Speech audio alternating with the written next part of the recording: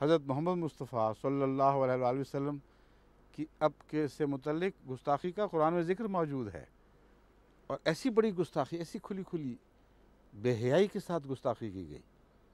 کہ قرآن نے اس کو درج فرمایا، فرماتا ہے کہ یقولون لئن رجعنا الی المدینۃ لیخرجن الاعز منها الاذل وللہ العزۃ ولرسولہ والمؤمنین ولکن المنافقین لا یعلمون۔ سورہ المنافقون آیت 9۔ ان بدبختوں میں سے کچھ لوگوں نے یہ کہا، لئن رجعنا الی المدینۃ لیخرجن الاعز منها الاذل، کہ ہم جب مدینہ واپس لوٹیں گے اس غزوہ والے سفر سے، تو ان میں جو سب سے معزز انسان ہے وہ سب سے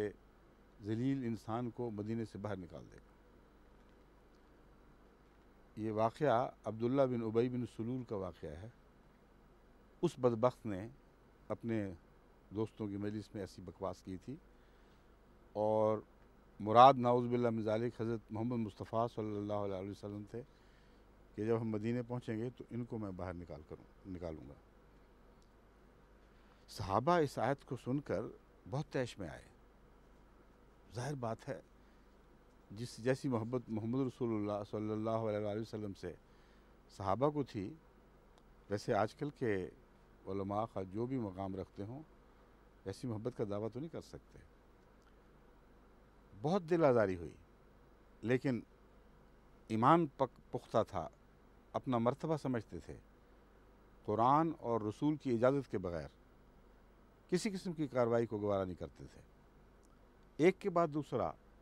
حضور کی خدمت میں حاضر ہوا اور عرض کیا کہ یا رسول اللہ، اس بدبخت نے آپ کی ایسی گستاخی کی ہے کہ ہمارا خون کھول رہا ہے، اجازت فرمائیں کہ ہم اسے قتل کریں۔ لیکن ایک کے بعد دوسرے کو حضور اکرم صلی اللہ علیہ وسلم نے رد فرما دیا،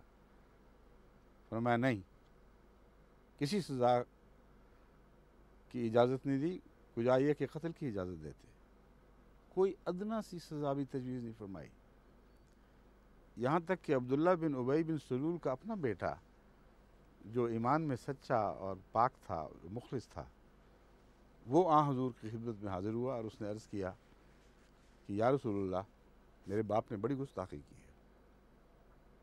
میں جانتا ہوں کہ آپ نے دوسروں کو اجازت نہیں دی، مگر میرے دل میں یہ خیال آیا کہ شاید میری خاطر ایسا نہ کیا ہو کہ مجھے اپنے باپ کی وجہ سے تکلیف نہ پہنچے، یا میرے ایمان کو کسی طرح اس وجہ سے ٹھوکر نہ لگے۔ یا رسول اللہ، مجھے اجازت دیں، میں حاضر ہوں اس بدبخت باپ کو قتل کرنے کے لیے جس نے آپ کی گستاخی کی ہے۔ حضرت محمد رسول اللہ صلی اللہ علیہ وسلم نے فرمایا نہیں، کوئی اجازت نہیں ہے۔ اسی طرح وہ حضور کے قافلے کے ساتھ واپس مدینے میں داخل ہوا، اور بعد کی زندگی میں جو اس کے ساتھ سلوک ہے وہ تو انسان دیکھے تو مذہب کے حسن خلق کے آسمان پر ایسا کوئی حسن آپ کو چمکتا ہوا دکھائی نہیں دے گا جیسے حضرت اقدس محمد مصطفیٰ صلی اللہ علیہ وسلم کا حسن کا آفتاب اس سلسلے میں اس موقع پر چمکا ہے۔ عبداللہ بن ابی بن سلول کچھ دیر کے بعد وفات پا گیا۔ اس کے مرنے کے بعد حضرت صلی اللہ علیہ وسلم نے یہ فیصلہ فرمایا کہ اس کی نماز جنازہ میں پڑھاؤں گا۔ حضور نماز جنازہ پڑھانے کے لیے روانہ ہوئے۔ صحابہ میں بے چینی پیدا ہوئی، وہ جانتے تھے کہ یہ کون شخص ہے، عمر بھر منافقتیں کرتا رہا اور حضور اکرم صلی اللہ علیہ وسلم کی شان میں ایسی گستاخی کی تھی۔ حضرت عمر ایک طرح سے راستہ روک کے کھڑے ہو گئے اور عرض کیا کہ یا رسول اللہ، آپ کو علم ہے کہ خدا نے ان لوگوں کے متعلق کیا فرمایا ہے؟ آپ نے فرمایا ہاں مجھے علم ہے، لیکن فیصلہ قائم۔ انہوں نے عرض کیا یا رسول اللہ، اللہ تو یہ بھی فرماتا ہے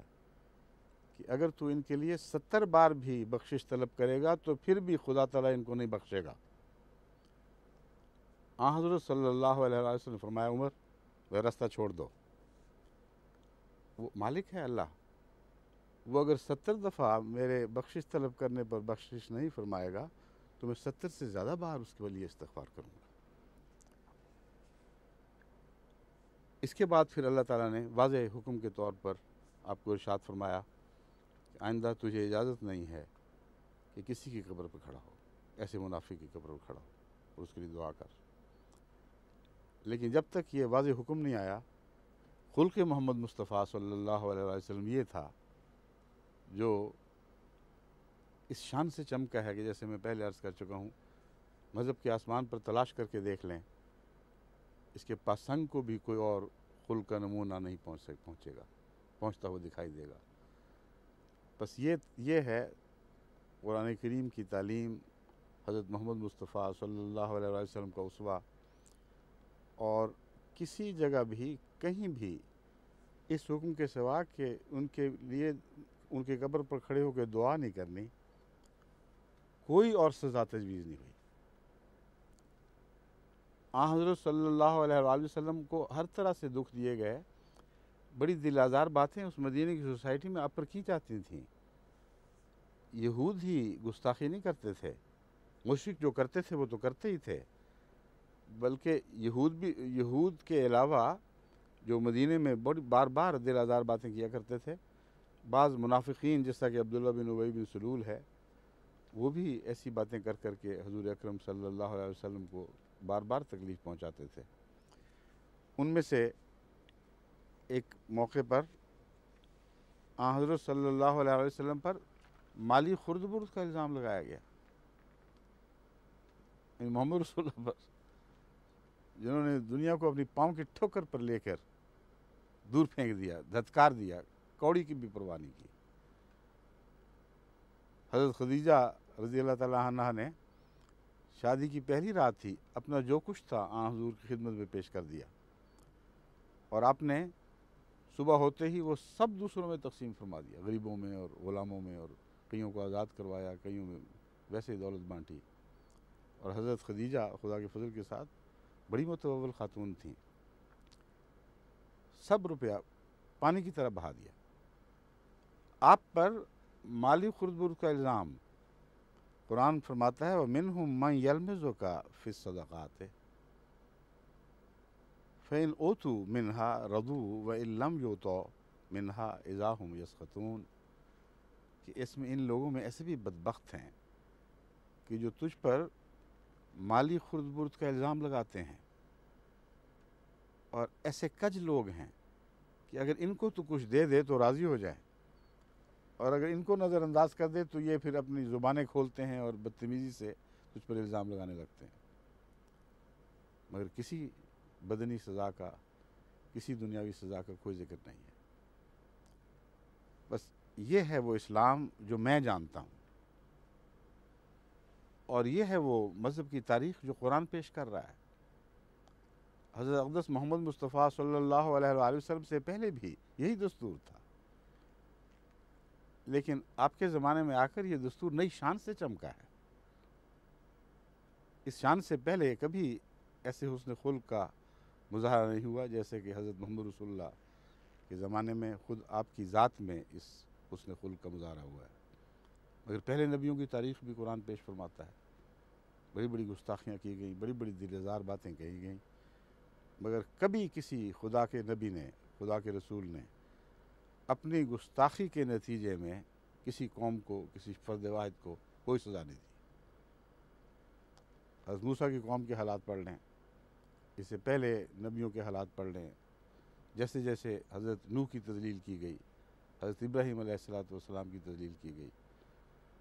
موسیٰ کی، عیسیٰ کی، ساری قرآن کی تاریخ ان باتوں سے بھری پڑی ہے۔